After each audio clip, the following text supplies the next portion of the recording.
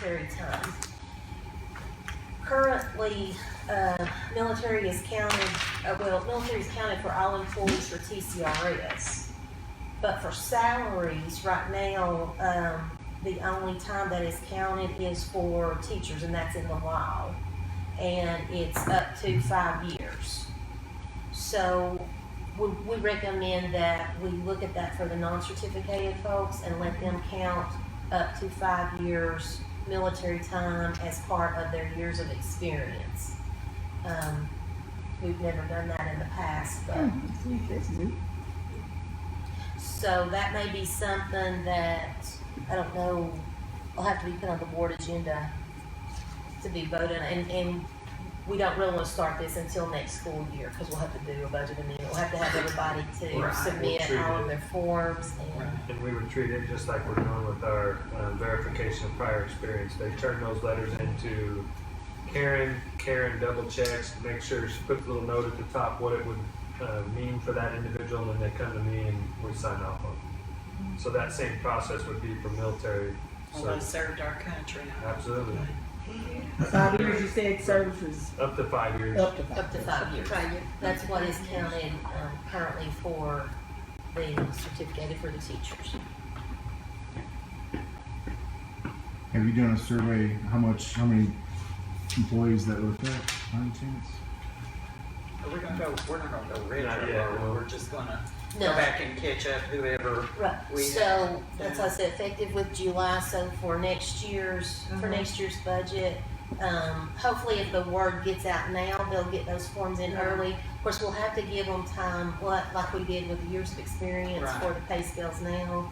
We'll have to give them time, to get them into it, so we may make a September 30th, deadline again, like we did with the other, and then just amend the budget for the ones that turn those in.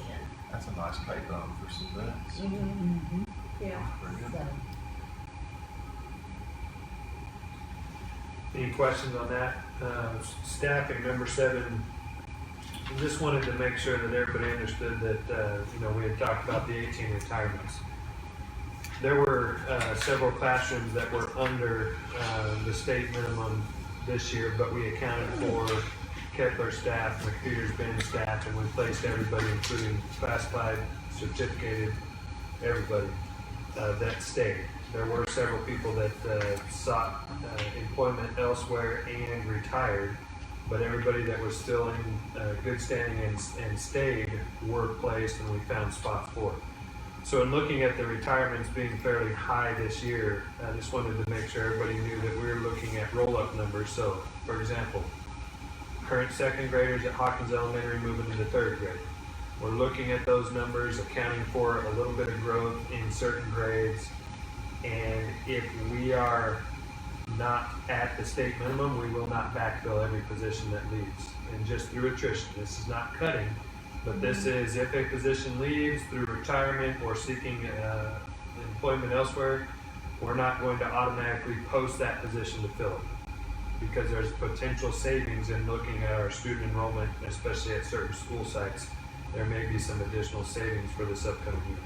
But do you think our enrollment is up at certain schools, maybe Well- isolated schools, or edge of the counties? I think we end up getting.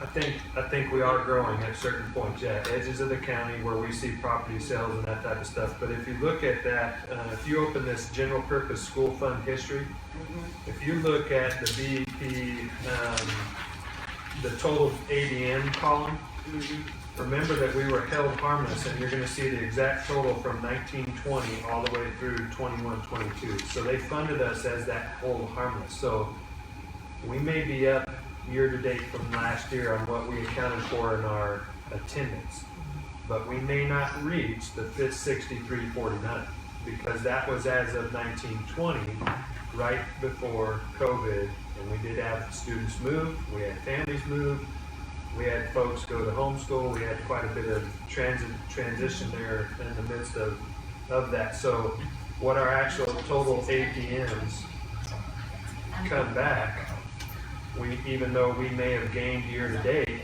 we were held harmless at that higher rate of 6349. Does that make sense?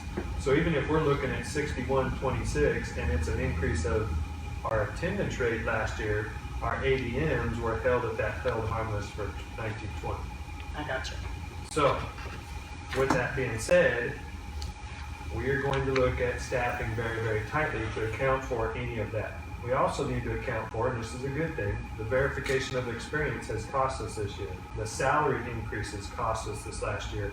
We want to do everything possible to maintain as much of that as possible moving forward. So anything we can do to cut in current spending, we're going to do right now to help offset that.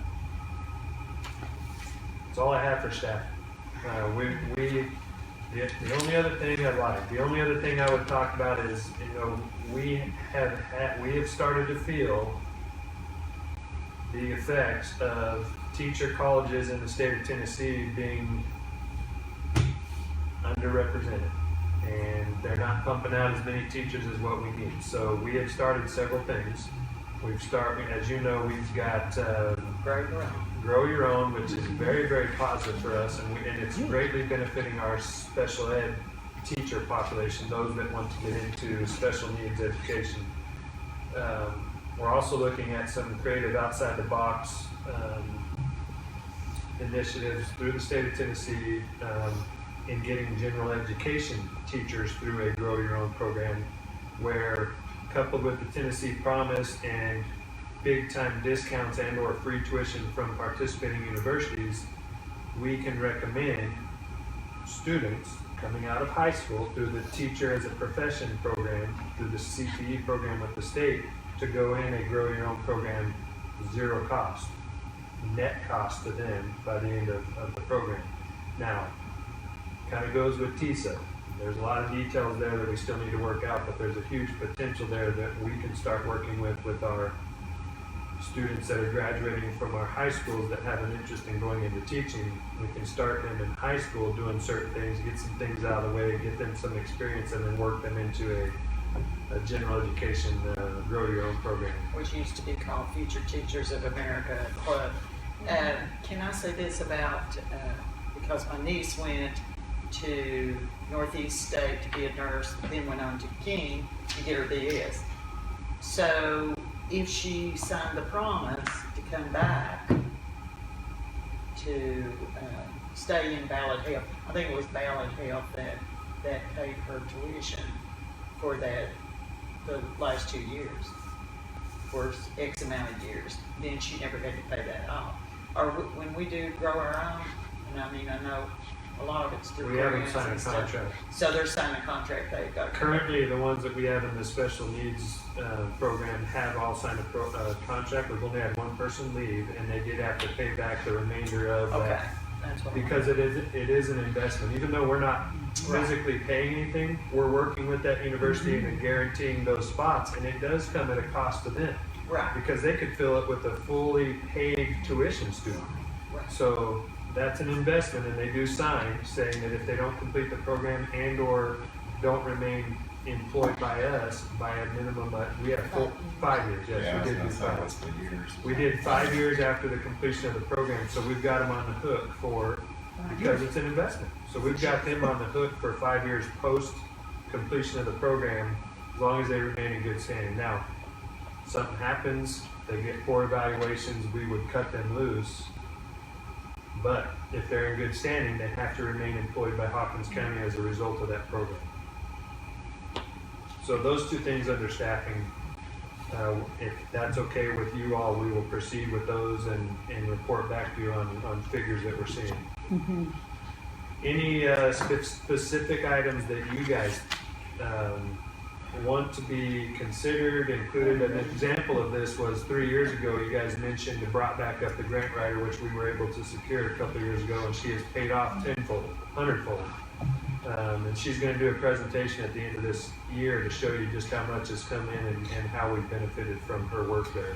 I had a note for the track for volunteer in Cherokee that you all wanted for us to include in capital funds project. And the dome over both stadiums.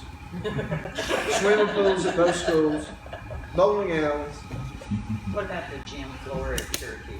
Does that include, are we do we have some So the sportsmen so- that we're so- gonna put in So, besides? so what we did We last passed the year, 10 cupcakes. what we did last year at Volunteer was the Booster Club arranged through a Facebook posting. They did receive a lot of donations for that work. Now, they did a complete paint job in the gymnasium. They patched holes, sanded, primered, Right. painted, and did the floor. Cherokee is just looking at doing the floor. So our deal would be the same. We would help offset whatever they couldn't cover in that. Not to exceed what we gave Volunteer, but we would account for using that $50,000 to help offset the cost of it. Doc Jones, to his credit, wanted to take this on and felt like he could get enough support to it, and he's a go-getter. You know, It's already sent me a big. yeah. Those that know him know that he's very passionate about that, and I couldn't argue with him. You didn't send me a big old, So, you sent the request. we're never going to turn away people's involvement in projects with the county, but we do have an obligation. We do have an obligation to maintain our facilities. Right. All right. Does May 12th work for everyone for the next budget workshop? According to our budget preparation schedule that we had to prepare a few years ago, it says that we have to present the first draft to you all before May 15th, so. That's